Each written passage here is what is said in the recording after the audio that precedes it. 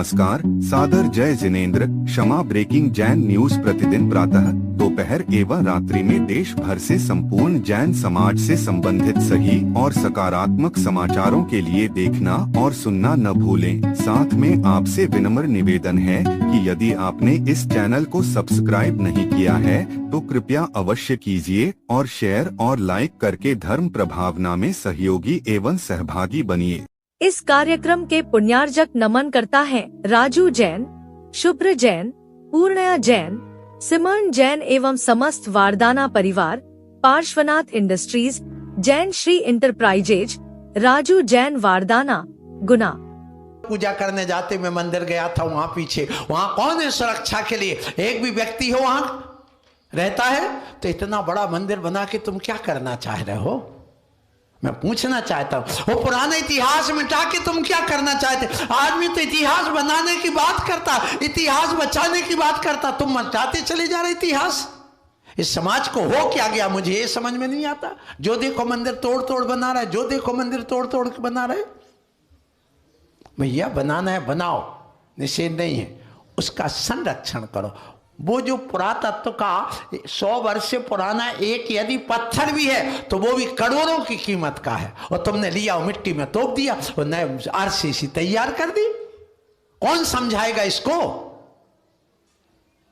मैं किसी का निषेध नहीं कर रहा, मैं कहता हूं खूब बनाओ, नया बनाओ ना, बाजू में इतना बड़ा पहाड़ तो बना, जमीन में बना लो, वहां पर वही तोड़ के ही क्यों बनाना?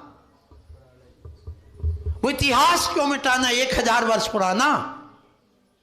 कायदे से वो गुनाहगार हैं जो मिटाते हैं इसको, ध्यान रखिएगा। इसलिए जब कभी भी कोई साधु आए, समाज एक होकर के स्पष्ट कहे, महाराज श्री हम अपना इस मंदिर को नहीं मिटाएंगे।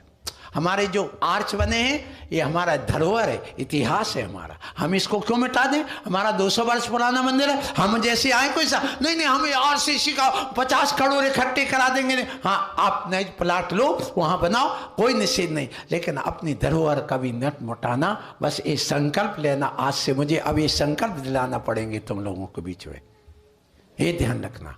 मैं गलत तो नहीं कह रहा हूं, बोलो। समाज के लोगों से मैं पूछना चाहता हूं, क्योंकि जो मिट गया अब वो नहीं बन सकता, नया तो बन सकता, लेकिन पुराना जो चला गया अब वो अब नहीं आ सकता, वो तो गया काम से। पुरातत्व क्या कर रहा है? संरक्षण तो कर रहा है, इतिहास बताने के लिए। आज यदि देखिए हमारे पूर्वजों ने, बड़े लोगों ने मंदिर नहीं बनाए होते, प्रतिमा नहीं रखी होती, तो मुझे बताइए हम गर्व से कह सकते थे कि हमारा इतना पुराना इतिहास है? अरे वेदों में जहां पर लिखा हुआ आदिनाथ भगवान हुए, आप इतिहास उठा करके देखिए, वेदों में नेमिनाथ भगवान का नाम है, ऋग्वेद में आदिनाथ भगवान पूरे बड़े बड़े, उनका स्पष्ट लिखा हुआ कुलकर 14 होते हैं। वहां पर मनु कहा गया, मनु 14 होते हैं, और उसके बाद में अपने जो नाभिरा है उनको भी कुलकर माना गया। बद्रीनाथ में चले जाओ, वहां पर माना गांव है। माना गांव क्यों पड़ा आपको मालूम है? क्यों पड़ा उसका माना गांव? हमारी जो मरु देवी थी, मरु देवी कौन थी? किसकी मां? आदिनाशम। उन मरु देवी से मरु गांव था, मरु से माना बन गया। इसका इतिहास उठा करके देखो। माना गांव जो भारत का अंतिम गांव माना जाता, बद्रीनाथ के वहां पर उनने तपस्या की, यारिका बनी, और वहां पर जो अंतिम मनु के जो चरण बने होंगे वे किसके हैं? ये खुलकर हमारे जो नाभि राय है उनके चित्र, वो चरण आज भी वहां पर बने होंगे। इतिहास क्यों मिटाए जा रहा है? क्यों बात नहीं करते आप लोग? क्यों आप बदल गए? और पूरा जितना अग्रवाल समाज है, ध्यान रखना, इसका इतिहास क्या है आपको मालूम है? अभी मैंने 4 दिन पहले यहाँ पर बदनावर, कौन सा गांव था वो? बदरवास, बदरवास, वहां पर मैंने इतिहास बताया था उनको। आज भी तुमसे मैं कहूंगा इसका इतिहास क्या है। आप सोचो जरा, विचार करो, कैसे ये जैन थे और कैसे वैष्णव में कन्वर्ट हुए। जैन नहीं, जैन से वैष्णव में कन्वर्ट हो गए हैं, ध्यान रखना। ऐसी जातियां कई बदल गई हैं, जो देश के देश जाति के जाति बदल करके धर्म छोड़ छोड़ करके भागे हैं, ये भी ध्यान रखिएगा। बदलाए गए, जबरदस्ती बदलाए गए। और कैसे बदलाए गए ये भी आपको, मंदिर तोड़ तोड़ करके कैसे वैष्णव में और मस्जिदों में कन्वर्ट हुए हैं। जो बने थे क्या शंकराचार्य, 12 शंकराचार्य जो बने, किस ढंग से ये मंदिरों को तोड़ तोड़ करके कैसे मंदिरों को कैसे बनाया गया, इसका इतिहास अभी गवाह है हमारे सामने। इसलिए मैं कहना चाहता हूं, वे अंग्रेज आए, उन्होंने मिटाया। जिन स्कूलों में तुम अपने बच्चे को पढ़ाते हो, कॉन्वेंट स्कूल में, ये क्या है, क्या है ये कॉन्वेंट स्कूल, बताइए मुझे। किसने बनाए, कौन बनाए और क्यों बनाए? गोवा में 22,000 जैनियों को, 22,000 जैनियों को जिस व्यक्ति ने भूंजा था अंग्रेजों के, 22,000 जैनियों, उनने स्पष्ट कहा था तुम ये धर्म स्वीकार कर लो। कौन सा? ईसाई, क्रिश्चियन। बोले सबने स्वीकार कर लिया, जैनियों ने स्वीकार नहीं किया। बोले हम तुम्हें मार डालेंगे। बोले मरने को तैयार हैं, लेकिन हम जैन बदलेंगे नहीं अपना धर्म। तो इसलिए उन्होंने 22,000 जैनियों को मारा। उसके बाद उसको यहाँ का गवर्नर बना दिया, उसी के बाद उसको उनका संत बना दिया। उसी के नाम से पूरे देश में स्कूल चल रहे हैं और उन्हीं स्कूल में तुम्हारे बच्चे पढ़ते हैं। सोचना विचार करना, समय आपका बहुत हो गया है।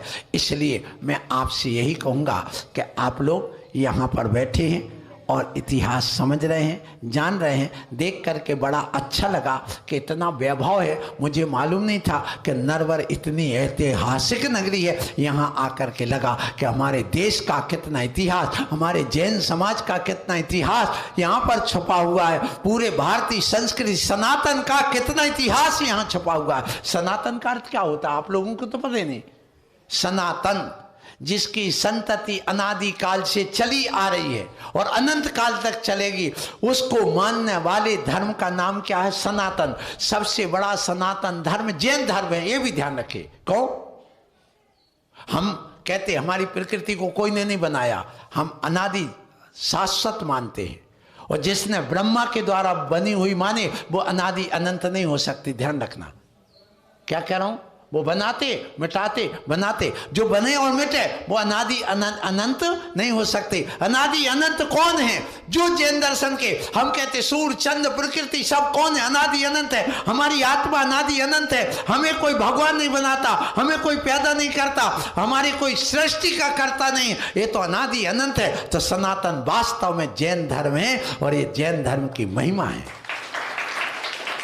लेकिन इस सनातनवाद में 2 भागों में बटा। कब? जब यहाँ पर शंकराचार्यों की स्थापना हुई उस समय 2 भागों में बटा। कब? जब उन्होंने वेदों की रचना की और वेदों में मेघ यज्ञ माने नर बलि आदि चढ़ाने की बात आने लगी, अश्व घोड़ा आदि मेघ यज्ञ करने की बात आ गई, तो जैनियों ने इसका विरोध किया। नहीं, हम इस बात को स्वीकार नहीं करेंगे। तुम्हारा ये यज्ञ है ये बिल्कुल भी स्वीकार नहीं। हम अहिंसक हैं, अहिंसक रहेंगे, हमारी संस्कृति यही रहेगी। तो फिर उसके बाद में ये 2 भागों में बट गया, एक वैदिक संस्कृति और एक श्रवण संस्कृति। श्रवण संस्कृति मतलब जैन धर्म और वैदिक संस्कृति का अर्थ कौन सा? हिंदू धर्म। ये 2 भागों में बाद में बटा है। कब बटा? ये ज़्यादा पुराना नहीं है, अभी नया इतिहास है। इसलिए आप लोग समझिए कि ये संस्कृति कैसे बदली गई, जैन धर्म को कैसे बदला गया और जैन धर्म यहाँ तक चला आया है, ये भी ध्यान रखिए। सो ऐसे हमारे जो तीर्थंकर हुए उनके इतिहास को समझिए, हमारे जो चक्रवर्ती हुए उसको भी समझिए। और चक्रवर्ती ने अंत में समाधि ली, संलेखना ली। जैसे आज का जो प्रसंग है आचार्य गुरुवर विद्यासागर जी महाराज का, आपको मालूम है और आपने सुना है, जो भोगेश्वरी सो नरकेश्वरी, जो राजेश्वरी सो भोगेश्वरी, भोगेश्वरी सो नरकेश्वरी। आप ध्यान रखना, जितने भी यहाँ बैठे नरवर वाले सुन लो। क्या? नर माने होता आदमी, वर माने श्रेष्ठ। तुम तो श्रेष्ठ आदमी हो ही, नरवर में जो ले रहे तो सर्वश्रेष्ठ आदमी होंगे, ये तो मैं समझ रहा हूँ। और आप लोग श्रेष्ठ हैं तो श्रेष्ठता बनाए रखना। कब तक? जब तक प्राण ना निकल जाएं तब तक। क्योंकि देखिए हमारे यहाँ 2 चक्रवर्ती नरक गए, ये तो सबको पता है, और 2 स्वर्ग गए, बाकी कहाँ गए? मोक्ष गए है। 8 चक्रवर्ती मोक्ष चले गए। क्यों? इसलिए जो वैभव मिला है, अंत में हमारे यहाँ कहते समाधि लो संलेखना लो। कौन लो संलेखना? बोलो विमल जी। संलेखना क्यों लेना? आत्म कल्याण के लिए। सुनिए, इसलिए लेना कि शाश्वत सुख प्राप्त करने के लिए। शाश्वत सुख प्राप्त करने के लिए। बहुत अच्छा सुनो, हम जो वैभव मिला,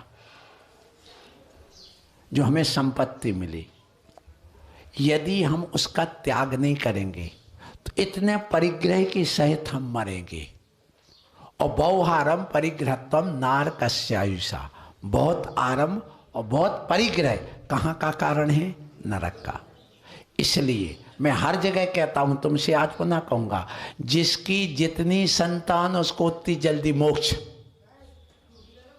और स्वर्ग, और जिसकी जितनी कम उसको उतना ही जल्दी नरक और निगोद। ये कहाँ लिखा? तत्वार सूत्र में। क्यों? सुनना, सबसे कह रहा हूं, ये प्रवचन पचते नहीं सबको, लेकिन आप आगम की बात तो सुनिए। मान लो एक व्यक्ति के यहाँ 10 करोड़ की प्रॉपर्टी है और कोई संतान नहीं, और उसने दीक्षा नहीं ली, त्याग किया नहीं, तो वो संपत्ति क्या हो गई? विलीन हो जी, सरकार के पास जाएगी, क्योंकि उसका वारिस तो कोई है ही नहीं। अब जब मरेगा तो वह 10 करोड़ का परिग्रह होके मरेगा, और बहुत परिग्रह वाला कहां जाता है? नरक जाता है। ये आगम है, वाक्य है। तो इतना परिग्रह होकर के मरेगा। और यदि उसने उसका त्याग कर दिया है, जैसे चक्रवर्ती है, चक्रवर्ती जब तक अपने जिंदा रहते यदि उसका त्याग कर दे, तो जितना उसको वैभव था चक्रवर्ती के 6 खंड आदि का, तो वह आपको कहा जाता ना दान करो और त्याग करो, इसलिए कि जैसे आपके पास जितनी संपत्ति है उसको त्याग करोगे और दान कर दोगे, धर्म के क्षेत्र में लगा दोगे, तो जैसे भारत देश की करेंसी रुपया है, इसको अमेरिका में चलाना हो तो क्या करोगे? किस में? डॉलर में। तो भारत का यही रह जाएगा, वहां तुम्हें नया मिल जाएगा और तुम वहां मालूम हो जाओगे। इसी प्रकार का कि अंत में संलेखना क्यों लेना? अरे भैया इसलिए लेना, चक्रवर्ती यदि जिंदा रहते अपने हाथ पैर को चलते में बाहर निकल जाता है और निकल करके त्याग करके वह यहां पर संदीप भैया छोड़ करके चला जाता है, तो वह जो उसका पैसा था वह पुण्य में कन्वर्ट हो जाता है। पैसा यहीं रह जाता, पुण्य उसके साथ चला जाता और आगे जाकर तीर्थंकर बन करके अवतरित होता है। इसलिए कहा गया अंत में क्या लेना? संलेखना लेना और दान करना। पैसे को कन्वर्ट करो किसमें? पुण्य में। तो दुनिया में ऐसा कोई जगह नहीं जो ये कह सकता हो कि तुम अपना पैसा अपने साथ में ले जा सकते हो। आप लोग पढ़ते ना, सुनते होंगे, चाहे जितने इकट्ठे कर ले हीरे मोती, पर ध्यान रखना कफन में जेब नहीं होती। बोले तिल तो मात्र भी साथ नहीं ले जा सकते, लेकिन जैन दर्शन कहता तुम अपने साथ सब ले जा सकते हो। कैसे ले जा सकते हो? बस पैसे को आप पुण्य में कन्वर्ट कर लो, पुण्य तुम्हारे साथ चला जाएगा। इसलिए मेरा जो प्रसंग था कि देखो त्याग कर दिया तो वह पैसा पुण्य में कन्वर्ट हो गया, पुण्य साथ जाएगा। और यदि नहीं किया, राजेश्वरी सो भोगेश्वरी, भोगेश्वरी सो नरकेश्वरी। इसलिए चक्रवर्ती सब छोड़ करके जाते। तुम भी जाओ तो संलेखना लेके जाना है, ऐसे मत मरना, ऐसे मत जाना। विमान में जाना, ठठरी में मत जाना। क्या कह रहा हूं? विमान में जाना, ठठरी में मत जाना। ठठरी वो होती जिस पर लिटा करके ले जाते, तुम्हारा मुंह ढांक करके ले जाते, मुंह दिखाने लायक नहीं रहते हो। और विमान में वह जाता है जो दिगंबर साधु अपने त्याग करके जाता है, शान के साथ विमान में जाता है। इसलिए विमान में जाने की तैयारी करो, ठठरी बंधने की तैयारी में मत लगे रहो बंधुओं।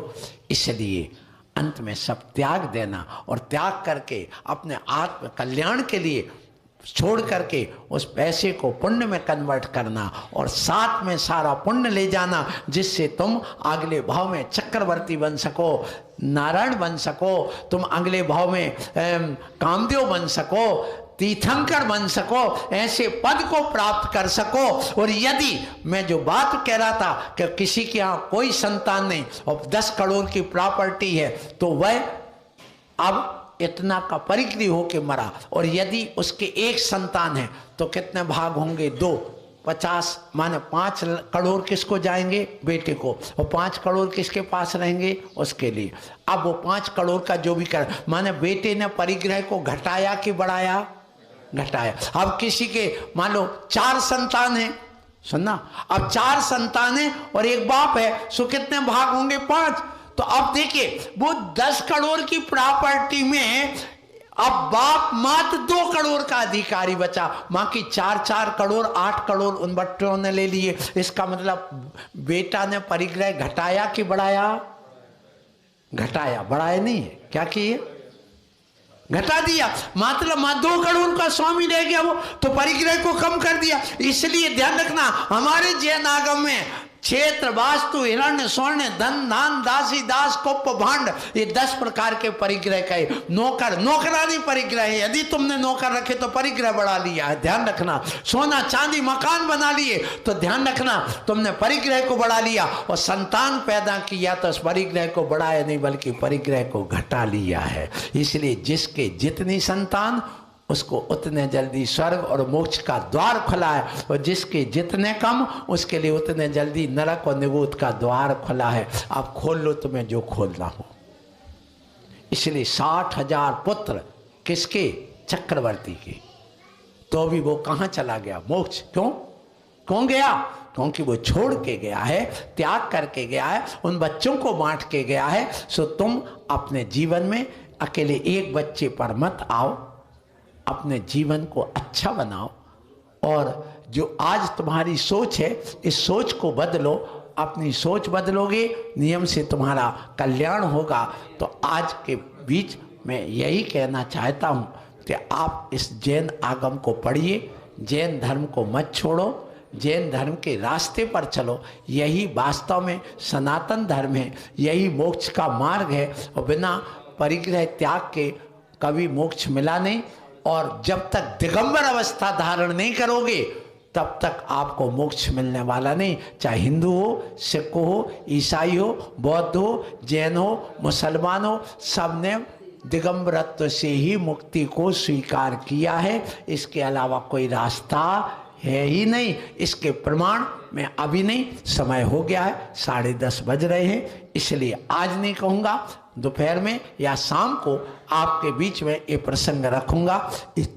इसलिए आप अतुल जी, आपके घर में गया हूँ चरण धोने के लिए, धुलाने के लिए, और घूम के गया हूँ, सीधा नहीं आया हूँ। हाँ, दोपहर में कितने बजे बता रहा हूँ।